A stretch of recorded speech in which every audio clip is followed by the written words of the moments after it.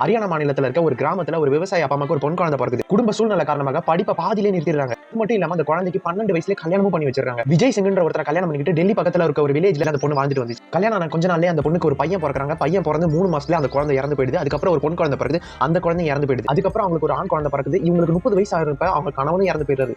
சோகத்திலே வாழ்க்கை போயிட்டு இருக்கு. எப்படியாவது இந்த குழந்தைய நல்லபடியா வளர்த்து நல்ல நிலைமைக்கு கொண்டு வரணும்னு கஷ்டப்பட்டு விவசாய வேலை அந்த வேலை இந்த வேலை நிறைய பாக்குறாங்க அந்த லேடி. அவங்க பையனும் வளர்ந்து அவனுக்கு கவர்மெண்ட் வேலை கிடைக்குது. இவங்க குடும்ப நிலைமையே மாறுது. அவனுக்கும் கல்யாணம் ஆகி குழந்தைங்க எல்லாம் பிறகுது. பேர பசங்க எல்லாம் வளருது. இவங்களுக்கு அவங்க பேர பாட்டி கிட்ட, பாட்டி உனக்கு சின்ன வயசுல எது எதெல்லாம் பிடிக்கும் பாட்டி சொல்லு பாட்டி அப்படின்னு கேட்டதுக்கு இவங்களுக்கு ஸ்போர்ட்ஸ்ல இன்ட்ரெஸ்ட் அதிகம் இருக்குன்னு தெரிய வந்துச்சு. அதுக்கப்புறம் அது ரிலேட்டடா கோச் கிட்ட சேர்த்து விட்டு ப்ராப்பரா ட்ரைனிங் கொடுக்க ஆரம்பிச்சாங்க. முதியவர்களுக்கான சாம்பியன்ஷிப்னு இந்த உலகத்துல இருக்கு. அதுல இவங்க செலக்ட் ஆகி கலந்துக்கிட்டு இவங்க கோல்டு மெடல் அடிச்சிருக்காங்க. இவங்க வேர்ல்டு சாம்பியன்ஷிப் 100 மீட்டர் ரேஸ்ல கோல்டு மெடல் வாங்கியிருக்காங்க. அது மட்டும் இல்லாம டிஸ்க் த்ரோ அண்ட் குண்டு எறிதல் ஷார்ட் புட் சொல்லுவாங்கல்ல, அதுலயும் கோல்டு மெடல் வாங்கியிருக்காங்க. அவங்க பேர் தான் பகவானி தேவி. இவங்களுக்கு 94 வயசு ஆகுதுங்க. எல்லாருக்கும் காலம் சூழ்நிலை எந்த விஷயத்தை எப்ப அமைச்சு கொடுக்கணும்னு இருக்குதோ அப்பதான் அமைச்சு கொடுக்கும் போல.